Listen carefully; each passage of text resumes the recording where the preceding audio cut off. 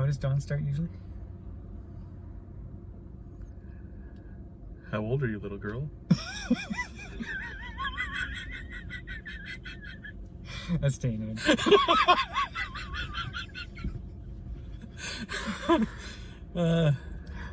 Hi, everybody. We are here. We're Dawnless because Dawn is off spending thousands of dollars on a cruise. Such hard work. I know. Yeah, work. Yeah. So we're slugging away here, trying to keep YouTube from collapsing. So we saw Malignant, and we're gonna give you a review coming up after this.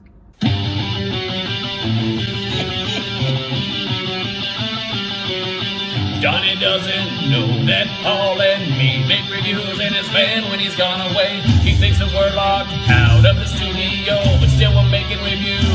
Johnny doesn't know. Johnny doesn't know. So don't tell Donnie. Donnie doesn't know. Donnie doesn't know.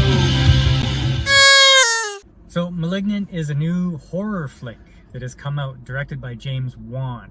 Now, James Wan he's a known quantity. He's got some stuff, but... Yeah. He did Saw. He directed The Conjuring and Aquaman, $1 billion movie. Aquaman. Like, it's sort of out of the box, right? Yeah. And so he comes out with this horror flick called Malignant. And in the trailer, you hear this name, Gabriel. Who's Gabriel? Gabriel seems to be doing some freaky stuff. Because they say it 9,000 times in the trailer. 9,000 times. Gabriel, Gabriel, Gabriel.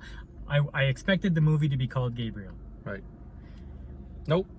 No. Malignant. Annabelle Wallis plays Madison. And Emily. And Emily. So, what did you think of the movie? Do you want my honest opinion or do you want my opposite opinion?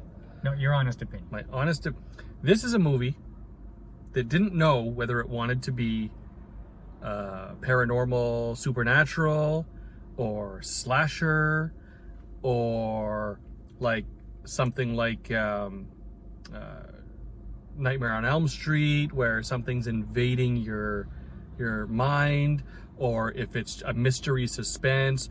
They didn't know what they wanted to do with this, so they did it all. They did it all. They just crammed it all in. Well, I watched another review, and they're saying that this is like an homage to 80s horror, or maybe even 70s, 80s Italian horror. If it is, they didn't know it. Like this movie is not self-aware.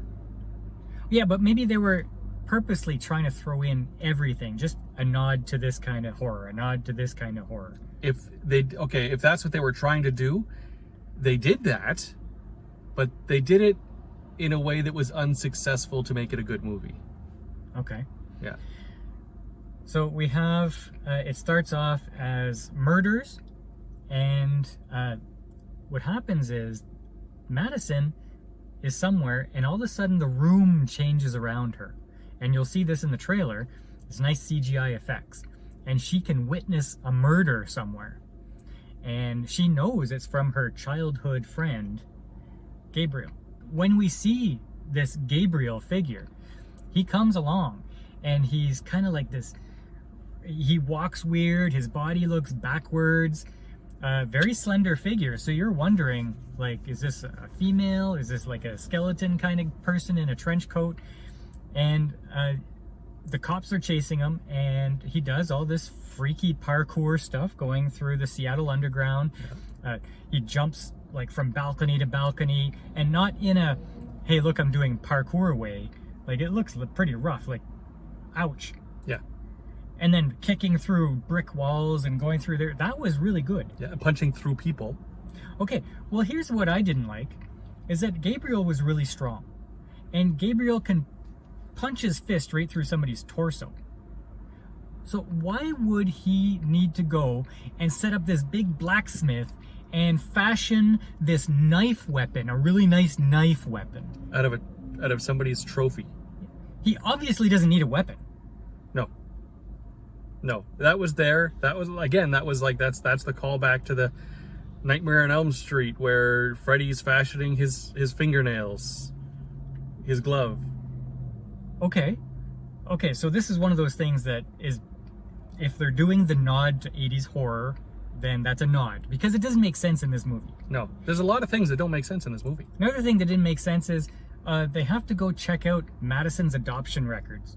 And so the sister's driving down this long, quiet, windy road to the old lab that's abandoned. And when we finally see it, it's not a lab. It's a big friggin' Dracula castle. Dracula castle on the rocks of a cliff near the ocean or something like that. Yeah. Oh yeah, that looks like a lab. Yeah. That's, I mean, they put it there because real estate was cheap. So. like big monument, like Frankenstein lives there. Yeah. What's something else that didn't really belong in here? How about the fact that, like, when everything was going down, lights started to explode and pacemakers started to... How is that happening? Okay, so obviously this is a spoiler review.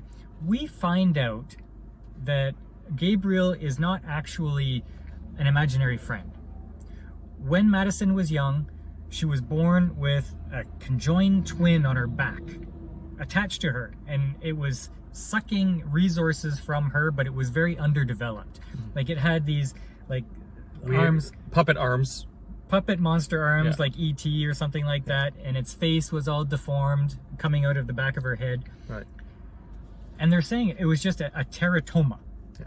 just a cancerous tumor. Yeah. And the lab thought the best way to take care of this teratoma was to cut out what they could and stuff the rest back into her skull, Yeah. right? Into her brain. So when her husband pushes her against the wall, she hits her head on the wall, and it wakens Gabriel because it cracks her skull a little bit. But if it's just like a conjoined twin, how does it have these powers to explode lights and talk through your cell phone and stuff like that? Yeah. So again, not a lot of stuff that makes sense in this movie.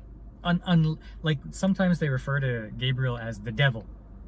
Like, do you think the devil was a conjoined twin on Madison? Like, that's a stretch. Like, that's a stretch. Because there's no other evidence that that's the devil. Like, zero evidence. And then there's a whole bunch of plot lines that are kind of like left open. Like the mother in the attic. Yeah, the mother that gave Madison away was held captive by Gabriel in Madison's attic, and then the mother is taken to the hospital. There was all the miscarriages she had because that was just Gabriel feeding off of her fetuses, I guess. That's what they said. So, I mean, what would you give this movie? Like, it was an all-right movie. Like, there was nothing bad about the movie other than it didn't know what it wanted to be, and it wasn't scary. Right.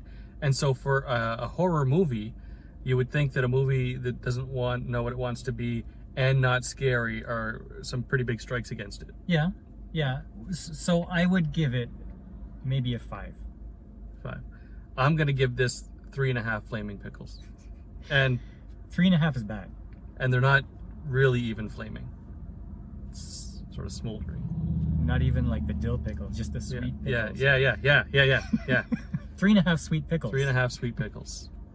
Like, what was it? Not scary because the movie was bad, or was it not scary because we just can't be scared anymore? No, I think because, okay, so the conjoined twin, when they were showing the conjoined twin as its own entity, was the same kind of like look as, you know, The Girl in the Ring and The Conjuring and The Grudge, like that creepy looking, you know. So, and I still find that look creepy. This movie just wasn't scary. Yeah. What was the last movie you were scared at? That's a good question. I think for me, maybe The Grudge, only because it did that The Grudge sound. Yeah. Maybe The Grudge. Yeah. So one of those types of movies, though, I guess.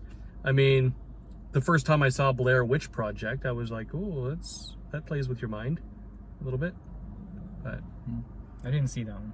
Kind of glad I didn't see that one. Yeah, you can only get away with doing that once, and then after it's no good. Okay, I got a 5 and a 3.5. That was Malignant, and it's on HBO Max and at theaters, and I guess, and probably in a discount VHS store somewhere, because that's some defunct Blockbuster Yeah. somewhere. yeah. All right, thanks for joining us. That was Malignant. I'm going to give you a heads up on the next movie we're going to do in case you want to watch it, because it's on Netflix.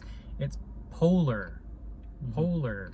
There is some sexual content in there, so you decide. Yeah. And until next time, we'll see you on the channel.